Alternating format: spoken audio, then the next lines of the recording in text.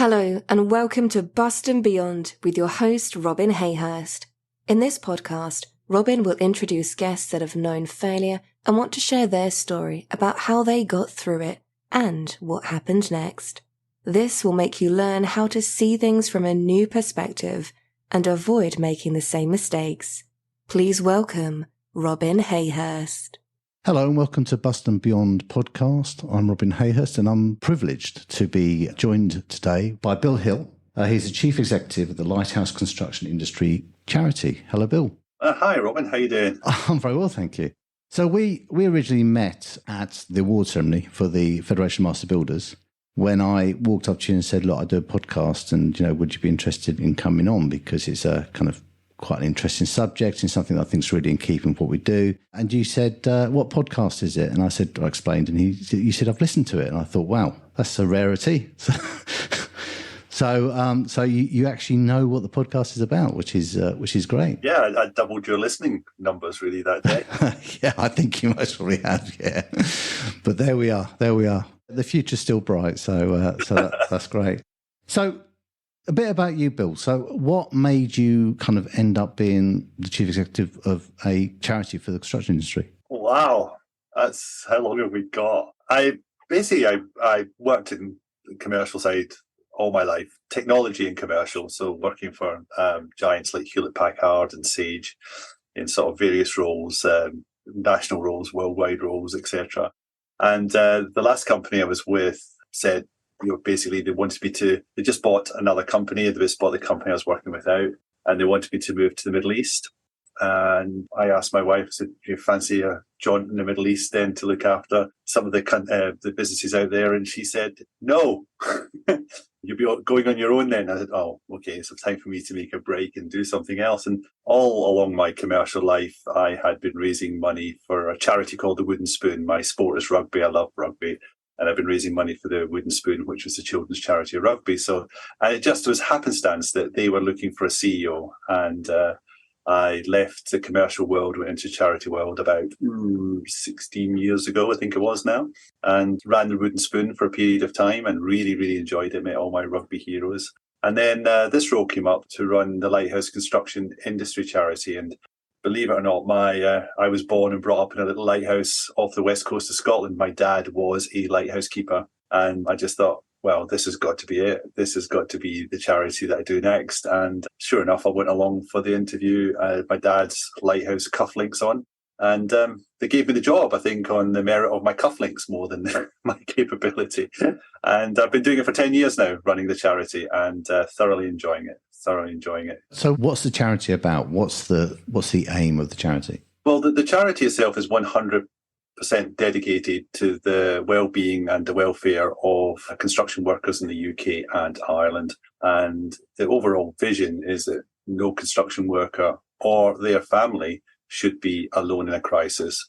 So we've put together a pretty major portfolio of services to help anybody who's working in construction in the UK or Ireland, to help them emotionally, physically or financially through any problems that they might have. And boy, do they have some problems that we need to help them with. And it's all our services are free to anybody in the industry.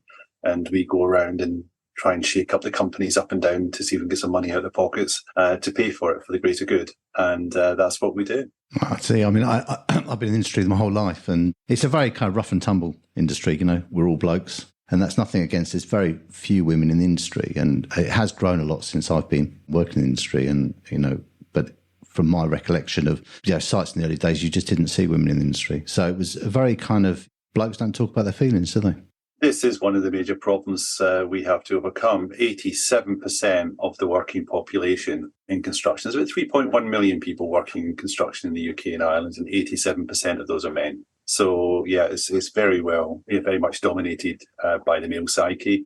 Things are changing. I mean, there's obviously, as younger people come into the industry, we're seeing a different psyche coming into it. But the big problem is that culture you talked about there, is that, the male culture about not really wanting to talk about these type of things in open forum, and you bottle it all up and you get into some pretty serious problems trying to maintain your manly sort of psyche. And that is the big problem, is overcoming that stigma and getting men to talk and also to seek help.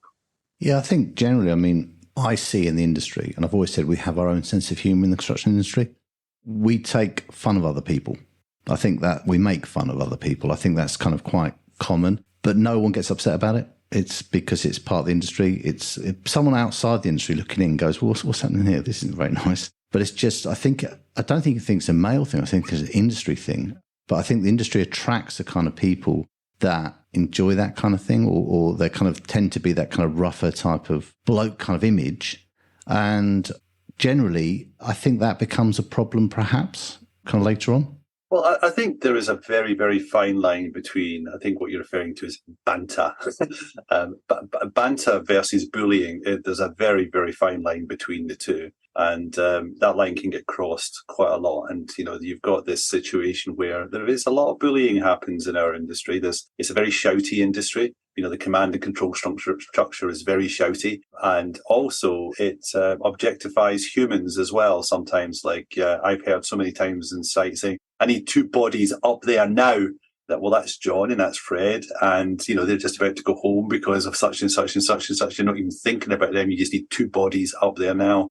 That kind of behaviour needs to change. And that culture does need to change, especially if we are to try and encourage the next generation to come through into our industry, because we are desperately short of skilled labour over the next 5 years. We're around about 200,000 skilled labour shortage over the next 4 or 5 years, which is huge number of labourers. And you think about our industry compared to the other industry that Gen Z can choose from, and they look at our industry and look at the culture in our industry and say, not for me, not for me.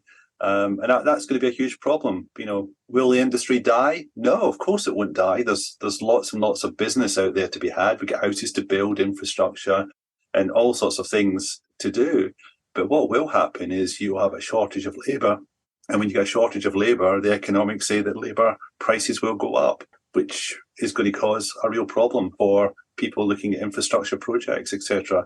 And the industry is not very good at adapting technology. It's got one of the lowest efficiency rates of any industry as well. So it's got a lot of work to do to work out this equation, this formula of low number of people coming into industry, working with technology and working with efficiency to see how we can balance that out. But one of the things we can do is try and improve the culture to make it a career choice for more people coming into the industry.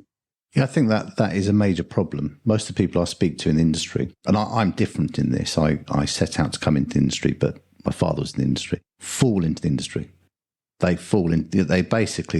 out of work, they get offered a job on site because that's what's available, and they start, and some of them really love it, and they kind of move on within the industry, but they don't actually set out to join the industry. Yeah, and that is another perception that we've got to change in the way we advertise our industry to young people. At the end of the day, you look at the adverts that go out there for the Army or the Marines or the Navy or whatever. I was born in Sheffield, but the Army made me or something like that, and they make it look really exciting. Well, this industry has got all that stuff. It's got all the techno stuff now. It's got big boys' toys to drive. They're all computer driven. We need accountants. We need all sorts of different people, draftsmen, etc. We need the whole panoply of people. But do we advertise it like that? Do we advertise it as an exciting industry to join? No, we don't. Do we do anything collectively as an industry to put that advert out there? No, we don't. So we're not helping ourselves. And I think we could help ourselves quite a lot. But underlying that, what we don't want to do is sell somebody a false promise, like come into this, it's absolutely fantastic, and then they find out the culture is really difficult for people to work in. And the generation coming through are looking for a lot more than the current generation is working, current generations that are working within the industry. I think the culture is seen as non-professional. And unfortunately, social media doesn't help, cowboy builders, all this kind of stuff. But the other thing that doesn't help, I think, is it is kind of the highest risk as far as companies are concerned, and I think almost the lowest reward. So the longevity of companies staying in the industry isn't very high, which doesn't help for employment rates and people having that kind of process to move through a company where so many companies fail. Well, do you know what? I'd probably contend that a little bit. I think if you look at the big tier ones, you're absolutely right. In turnover, but make a 2% margin. So they are on the cusp. If they don't get everything right, they are in deep trouble, deep trouble.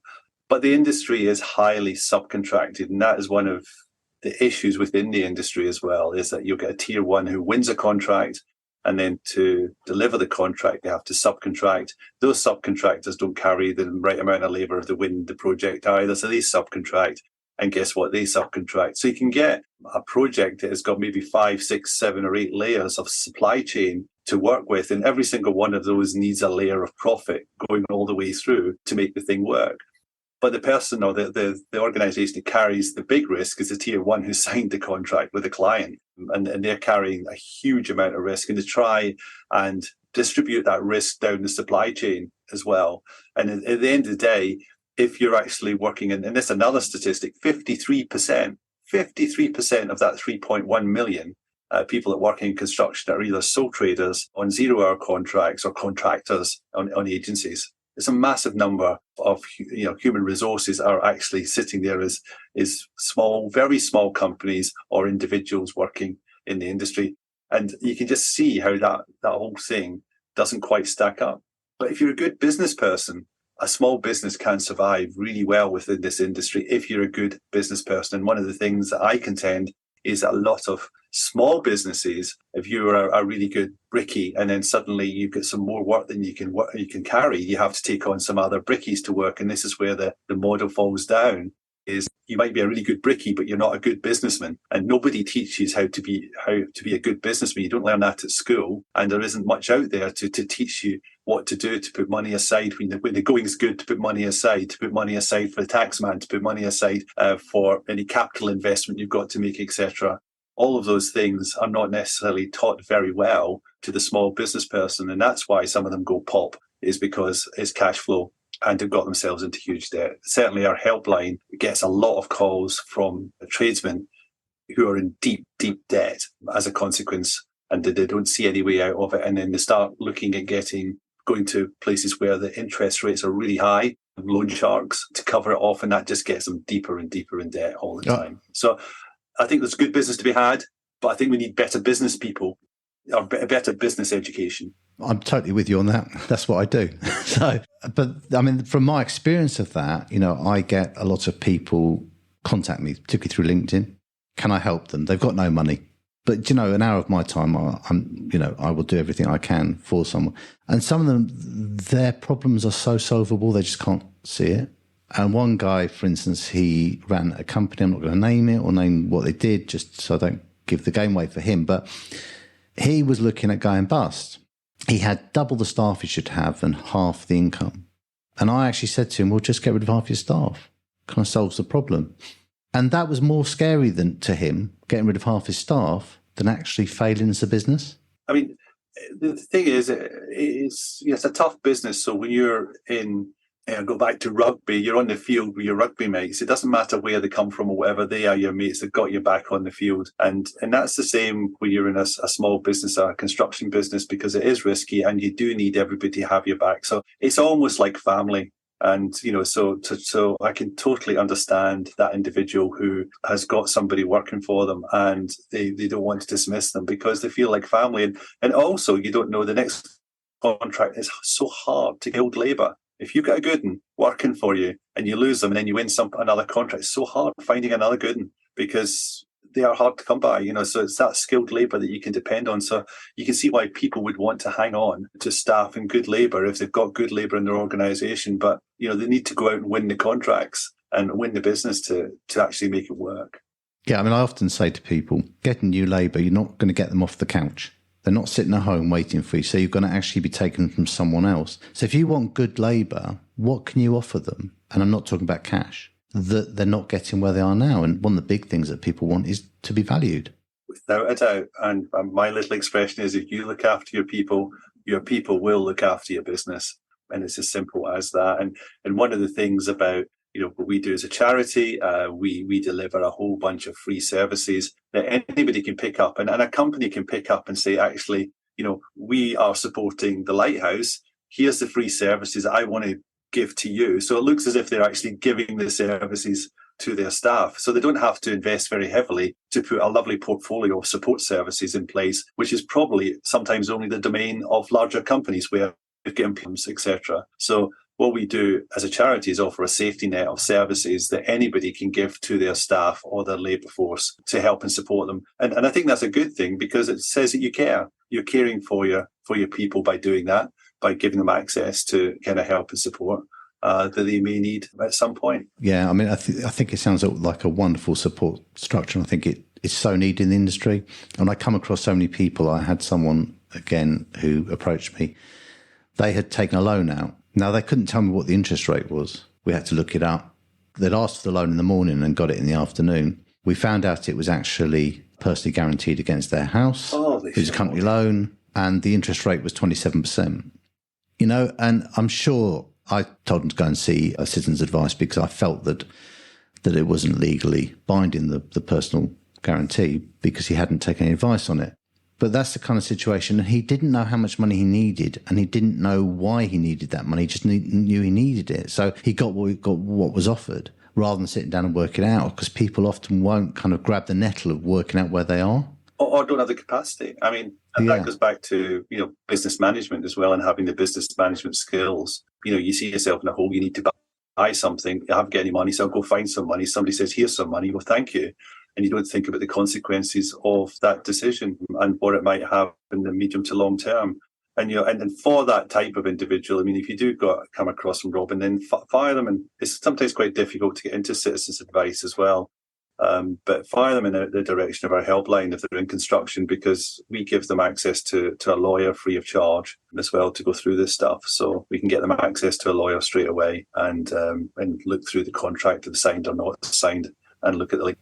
That's brilliant. Yeah, that would be really helpful. I wasn't aware of what you did, so it's really nice to know. And I'm sure my listeners will be very pleased to hear that there's somewhere for them to go where they can get that kind of advice. Yeah, that's what we're here for. It's emotionally, financially and physically. We've got all sorts of things available to us, and our caseworkers are incredible debt advisors as well. We've managed to get so many people reschedule debt as well to get them really out of the CAC in a short space of time, to know what is, the type of debt they've got to pay and the type of debt they can actually schedule away as well. So it's really important to be able to know those things. But wouldn't it be right? Wouldn't it be good if they knew that in advance themselves? And that's the point I'm making: is how do we get on the front foot with this? How do we get the small businesses to get educated in a way that they can run their businesses more efficiently as well, not get themselves into this trouble in the first place? Well, interestingly enough, my challenge being out there teaching this kind of stuff, cash flow forecasting, a system called Profit First, which is about using different accounts for VAT and stuff like that, is that so many people just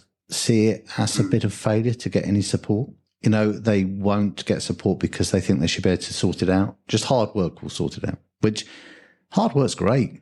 It's a great asset to have, but you don't know what you don't know. That's the problem. I totally agree, Robin. It is one of those things, is you just can't work your way out of a problem without, sometimes you need the skill and expertise to know what you can do and how to get around some things as well. And there's a lot of legislation. There's a lot of, accountants. I trained as an accountant, so I know there's a lot of things you can do accounting wise, and there's a few tricks of the trade in there that you can put in place to get yourself to reschedule or to mitigate your tax liability in all sorts of ways. And some people don't even know when they're sole traders, traveling to and from work, they can actually put that and get, I guess they're chargeable expenses for work. And then they think, oh, well, I don't spend much every day. Well, okay, did you buy a coffee this morning? Oh, yeah, I did. Did you buy a sandwich? Yeah, I did.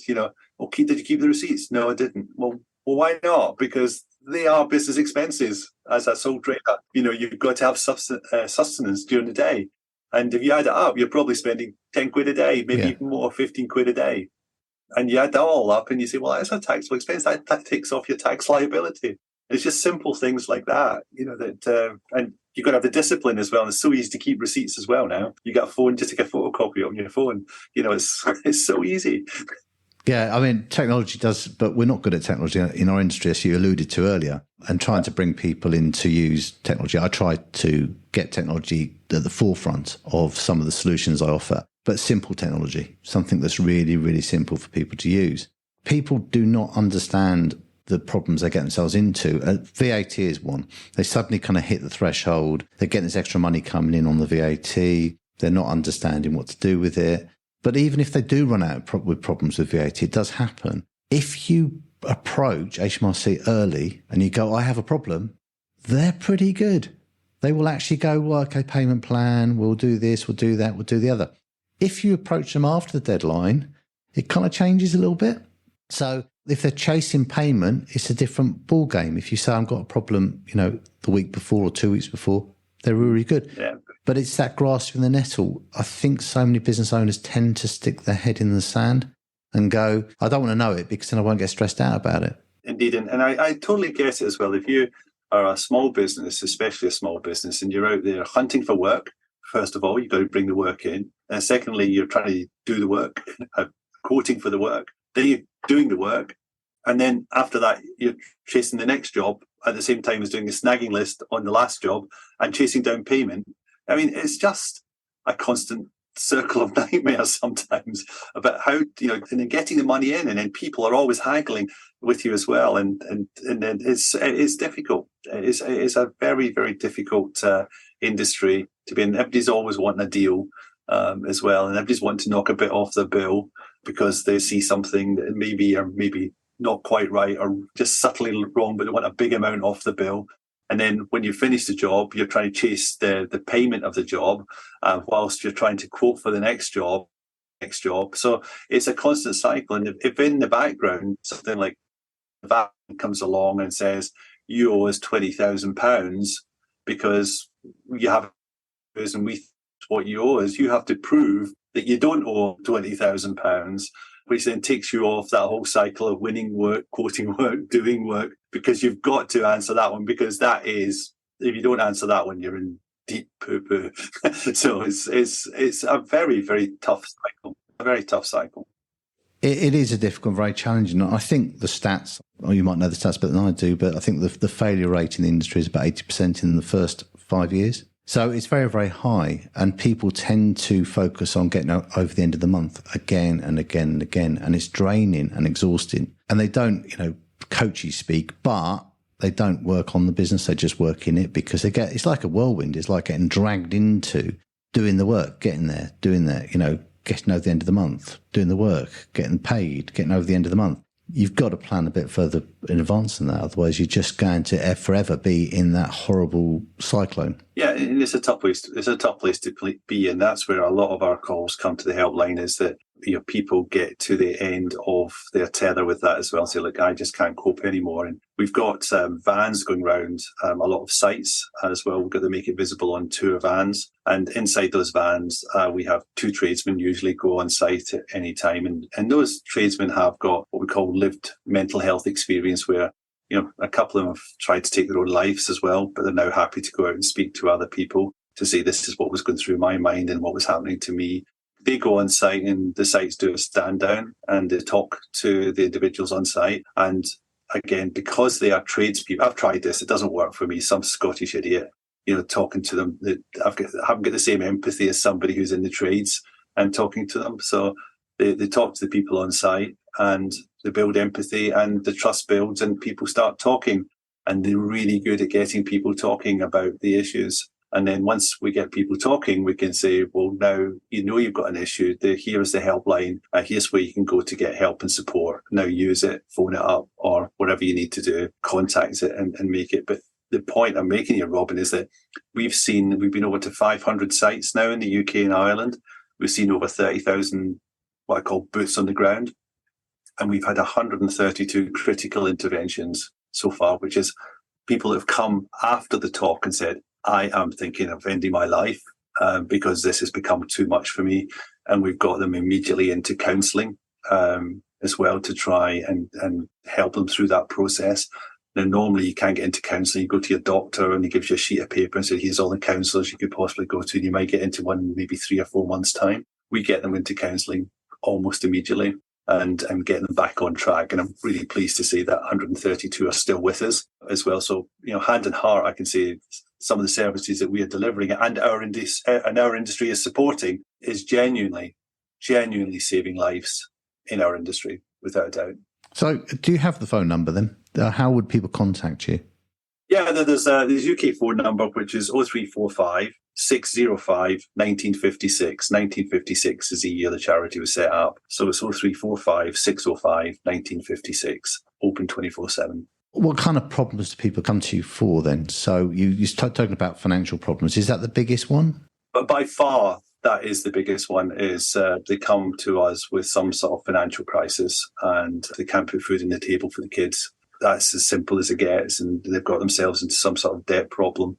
And, what we do is reschedule the debt. We also buy food. We've got some of the biggest accounts with the supermarkets, and we get food delivered to the house for the families. So they put food on the table for them to get them through the crisis point. We've got other people that have had relationship problems, because many of our workers are away from home for periods of time. It's difficult sometimes to manage the family relationship and keep that going. And sometimes when they're away from home, they might be drinking a bit too much, or they might have gambled a bit too much. So when they come home and, the family is expecting, the big warrior coming home with the big bag of cash, it's gone. And it causes umpteen problems as well. So relationship problems, then they find themselves homeless as well, that they haven't got anywhere to stay. So we help people get back into some sort of lodgings that are half decent so they can look after themselves and get back to work as well. So these are some of the big ones. And then we get the other ones where people have been injured. There's over 2,000 injuries that are pretty big in the industry every year, where it incapacitates an individual to such an extent they can't actually go back and do the same job. So again, we do a lot of work with those people that have been injured and helping them getting revisions to their home or whatever to help make it easier for them to get through it and get again back to work. Is the key thing, is to get back to contributing to society in some sort of way, not necessarily in construction, but it's good that we can get them back into construction in some sort of way. And that must be very fulfilling to do that kind of work. Oh, I can't tell you that. I mean, we have had some absolutely beautiful letters and emails back from some of the people that we have helped. And of course, we get the ones where, we lose people. We lose with 30 to 40 people every year with on-site fatalities. But our biggest issue within construction is the mental health, because 20% of all work-related or recorded work-related absence is due to stress, anxiety, or depression. And every working day in the UK and Ireland, we're losing 2 construction workers to suicide. So we're dealing a lot with families where, somebody has been in construction and they've lost that person, and helping the family get through that crisis as well. And also we're working with the sites where maybe there's been an on-site fatality, or even sometimes an on-site suicide, where the people that have seen that have actually had, vicarious trauma as a consequence of seeing something like that. And we work with them. We put a critical response team on site to work with the individuals to make sure that they don't have vicarious trauma as a consequence of seeing something like that, or at least we do something to mitigate it as well. So there's a lot of work to be done here. And, it does make you feel good at the end of the day that that you're making a difference. I love that kind of thing. I love making a difference and helping people. I think what you're doing specifically for the industry, which I absolutely adore, is so important. I think the industry has a lot of change that it needs to do. We have to be seen as a more professional industry. We have to think about people's well-being better. Even conditions on site need to be improved dramatically. And, the failure in business, it has to be improved, because unlike other industries, I think we're not seen as professional. We tend to come off the tools and start running the business. So you might be a really successful plumber, fantastic at what you do. And then you think, well, I'm good at what I do, so I'm going to start a business. But what tools have you got to have those skills to start a business? And it's difficult. We haven't got a structured training for that. And you've got people that do it privately like I do. Some people can see the benefit in that and will invest in that and will get the benefit. But some people can't. They want to kind of go it alone and try and do it. And it's a shame, really, that there isn't more done as far as offering training and having some simple, basic stuff. This is not brain surgery. Running a business isn't brain surgery. It's really very basic stuff which can help people. I totally agree. And I mean, we call this the Wellbeing Academy, but inside the Wellbeing Academy, there's a whole portfolio of e-learning tools that we've put together along wellbeing lines, but also we're launching stuff around about, I think it's coming out just before Christmas, because it's a tough time of the year about how to manage your finances as well. to look at that as an e-learning tool. But going back to your point, Robin, I think some of the stuff we are now developed, what I call, the gig economy is very much with us now. So there's lots of people gigging here, gigging there, which is basically small business stuff. But if that's the economy we're going to have in the future, then surely we need to do something about the education at the school level where, we get some basic finance in at school level where, this is how a business runs.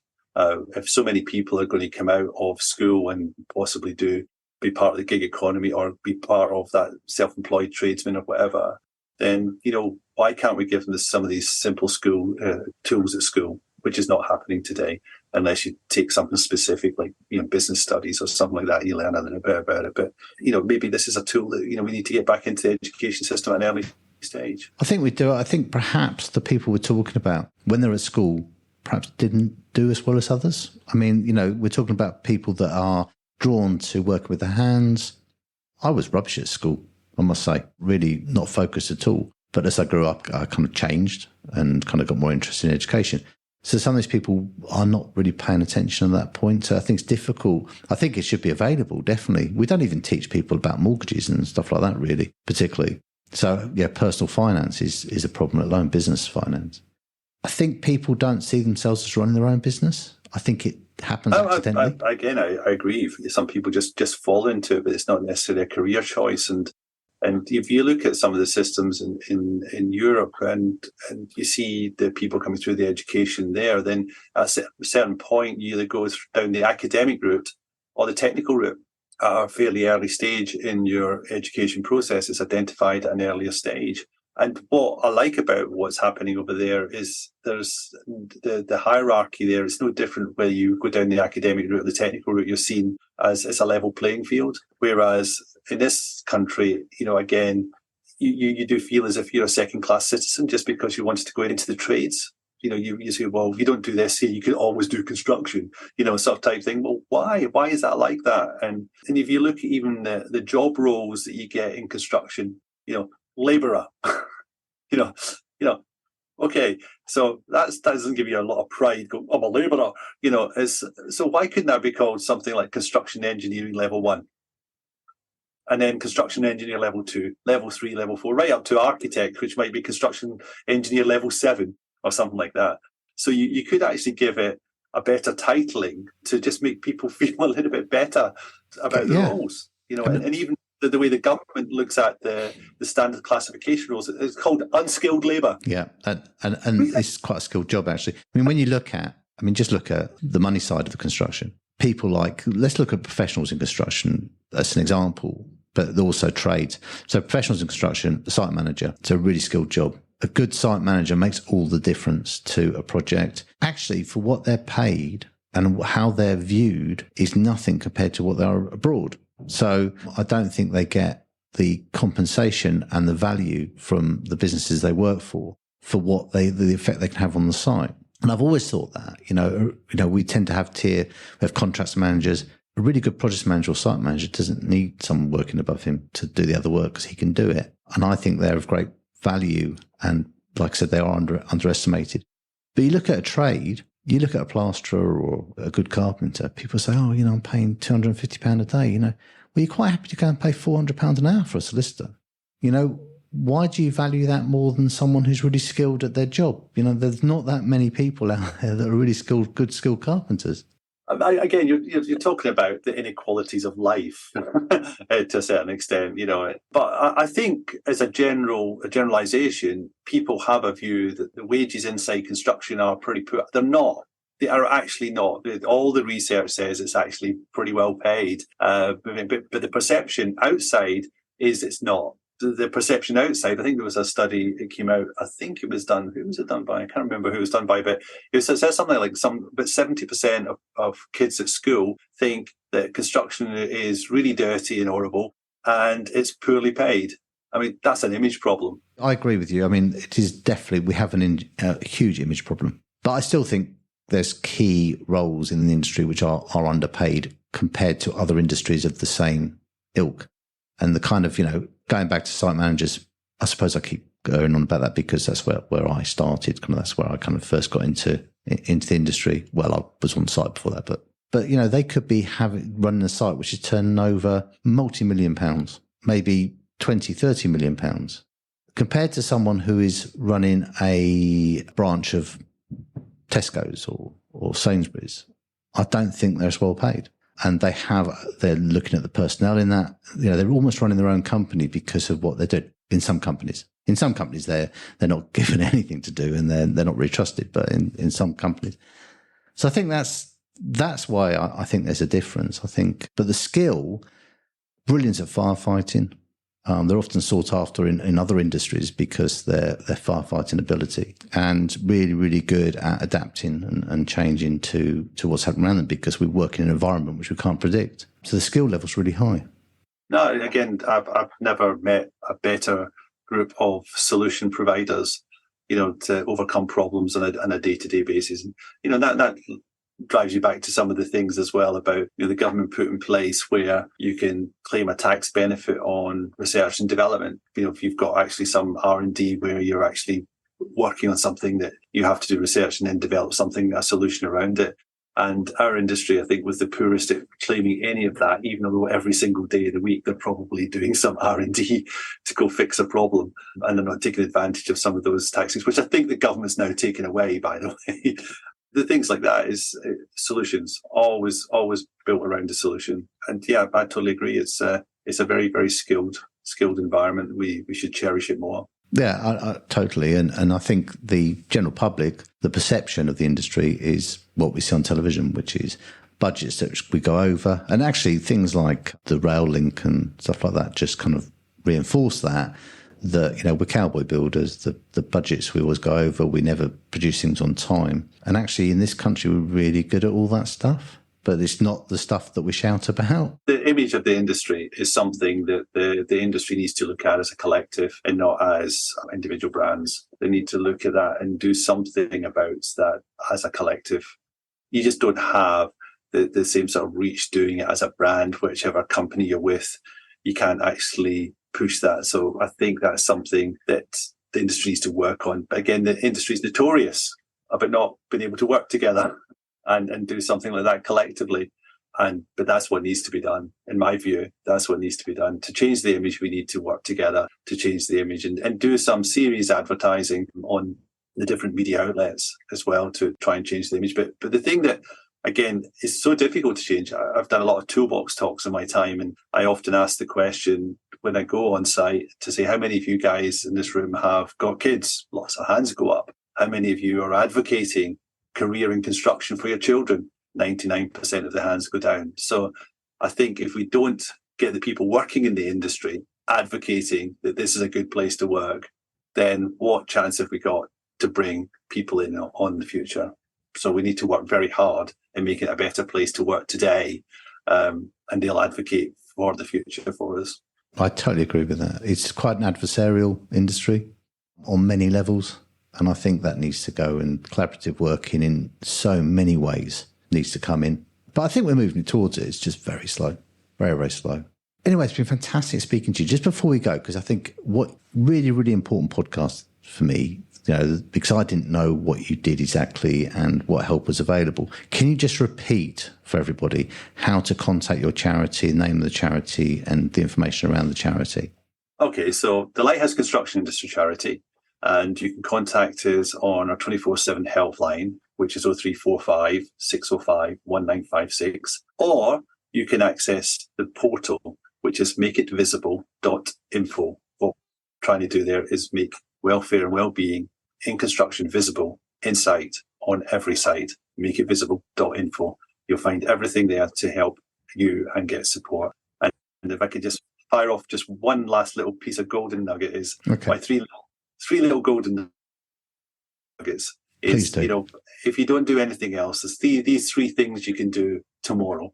First of all, if you see somebody in trouble, don't ask once, ask twice, are you okay? Because sometimes the second time round, you get a different answer.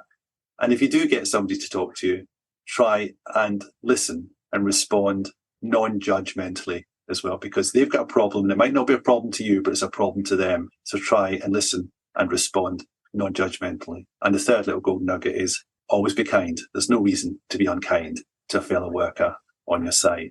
Just be kind if you can. Well, that's brilliant. Thank you, Bill, and thank you for taking the time to speaking to us. It's been an absolute pleasure. Thanks for listening to Bust and Beyond with Robin Hayhurst. Be sure to tune in next time and visit his website at robinhayhurst.com.